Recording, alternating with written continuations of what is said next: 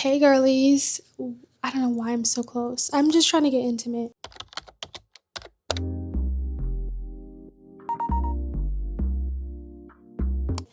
But hey, we are in a new setting. I just had all my stuff set up here. So I figured we're just gonna record because I was shooting some content for my business Instagram and all the lighting was in here. So I was just like, instead of bringing everything to the living room where I shoot, we're just gonna bring everything into the room. But as you can see by the title, we're back with another episode of Banter. This is where I just talk about jewelry, fashion, basically all things creative, any topic that's on my mind. As you can see, we're in a new setting and I'm kind of doing it different. In my first episode, where I just talked about jewelry trends and predictions for 2025, summer of 2025, and in that video I was sitting at my I can't even call it a bench because I don't got that yet. We're manifesting a bench. We're visualizing the bench before it's even here in the studio. But yeah, I was at my bench and I was working while I was doing the video, and that proved to be very hard. Granted, I don't get through a lot while I'm just working, while maybe listening to something. It is a slow process, but I feel like it was hard for me to multitask. So this time, I'm just going to switch it up a little bit. I'm going to talk, obviously, and have a little voiceover chat moment. Hopefully my jewelry isn't making too much sound. I should probably take it off. Today, while we're bantering and yip-yapping, I am going to be making a star-shaped ring. At least that is what I'm thinking of right now. Obviously, you guys know now that I'm talking, pre-recording before I record me making whatever I'm making. But yeah, that's the plan. I'm into Lost Cast waxing right now, as I've said before. That's a new skill that I'm learning for my business, and I've just been making a bunch of different rings that I thought was cute. I've just had ideas and I've just been going at it just to practice and make myself better, because there's no way to improve in something other than trying. And I'm really letting myself let go of the idea of perfectionism and just letting myself learn and just be free while I do this, as I casually try to take my jewelry off. And whatever ones that I like the most, I'm going to send them out to be casted so I can finish the process and finally go through the whole process. But I plan on doing that this week coming up, so that's very exciting.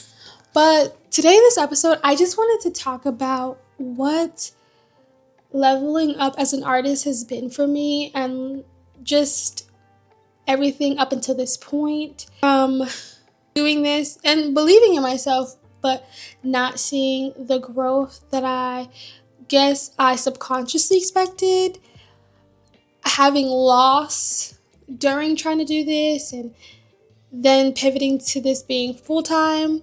There has been a lot of navigation, pivoting, and just learning and growing and just changing and being very uncomfortable. But I feel like it's hard. How do I say this? I want to show just how I've been changing and growing and still believing in myself and still advocating for myself and still pushing and betting on myself through this process, because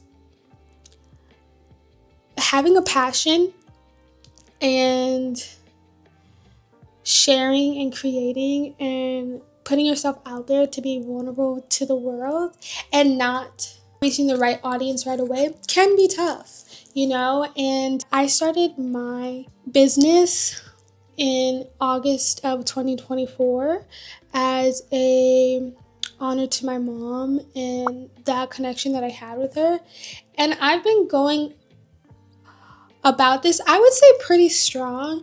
I would say that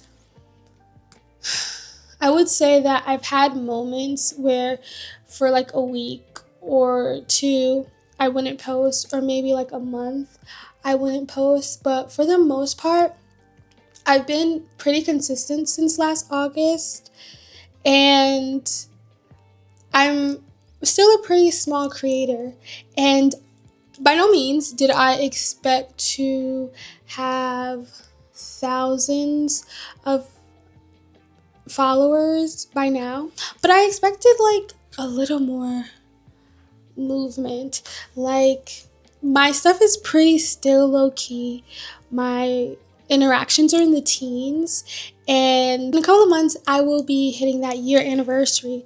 But in this time, I feel like I've grown so much, and I feel like I've become such a more strategic and person that can count on myself and really trust in myself and what I'm doing for the most part.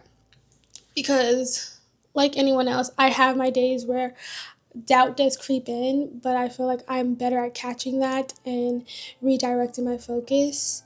And for me, circling back, just putting yourself out there and not getting the exposure that you are desiring, and not desiring because I want to be a famous celebrity, though even if I did, that's within my right to like want and desire that, and if you want something, go for it, but that's not my goal for exposure. I just really want to be an artist, and I just really want my art to pay for my lifestyle and to help me to contribute to my communities, and not have to rely on these corporate big heads to do the right thing when I know I have it within my means to do it myself and to help those directly connected to me.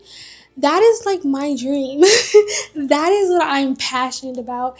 And so putting myself out there and not making the sales and struggling to find my audience, yeah, it could be disheartening, but I'm to a point where I've learned that me putting myself first, me making the right decisions for my future self, is not going to hurt me in any way. So why not do it? And if it's not working one way, I have a lifetime to learn and pivot and grow and shift. And that's what I'm doing. Like, I'm realizing though things change, like as I change, I know like my brand, I know my dream, I know my vision, I know what Suri is and what Suri stands for. And so when things change, that's okay. Things pivot, that's okay, you know? I'm just learning that, okay, I'm not reaching the people that I'm trying to reach. I'm not getting the engagement. I'm not getting the sales, but maybe I just need to try this other way, you know? And so that is even why I'm starting to speak up for myself. I'm reaching out to other jewelry artists, other creatives, other women entrepreneurs, and I'm not scared to ask questions. I'm not scared to talk to them and say, you really inspire me. I just know that in this particular point of my journey, it's very important for me to appreciate and be present and not sugarcoat anything, but also not demean or talk down on myself, because this is where I need to be in this moment. Being someone that has been in corporate for so long, I'm saying so long like I'm like old. I'm only 29, but I've been in corporate for my whole career. From the time that I've graduated, I've just been a corporate girl, and so that structure is built in for you, and your day is pretty much set for you. You are working from 9 to 5, and not having that and having the discipline to plan out my schedule and to stick to it and to balance being mindful of my being and mindful of how I'm feeling and what I'm thinking and mindful of taking care of myself while also running a business and sticking to a schedule and just having a system and being disciplined in that when nobody is forcing you to wake up, nobody's forcing you to do those things. It's very unnatural for me. It was very unnatural for me. And I'm just now getting to a place where I am sticking to my schedule. I'm just now getting to a place where I'm writing my schedule down, y'all. Hello? It's crazy. So I just know that I'm in a point in my journey that I need to be in, And I don't know where my business is going to lead me, but I know it's going to lead me to somewhere beautiful. Even if it's somewhere unexpected, I'm just excited that I'm here doing this. I'm connecting with people and I'm learning from people and I'm learning from myself and I'm feeling so free, even though, let's be real, the finances, they're rocky to say the least. I am still a small business owner. I'm still a small entrepreneur. I have 103 people following me on my business Instagram. I don't know why I couldn't think of that. I get like a couple of sales a month. It's nothing crazy. So I'm a still small business owner. And so while I'm like trying to have this pop off and this is my full-time job, I'm also hustling to do what I need to do. I'm picking up freelance clients. Like, it's not all sugar and daisies and roses. Yeah, I believe in myself, but the shit is hard and it's scary. But when you are passionate about something, I really truly believe that you're gonna do what you need to do to, make money and to navigate your life. And that's what I've been doing. Like, I'm just learning that corporate is not the only way. I can bet on myself. I can advocate for myself. I can take up space as an artist and have a fulfilling life and not have to worry about a salary and I'm finding a new position when I'm getting laid off. Like, I could just do things that fulfill me, make me happy.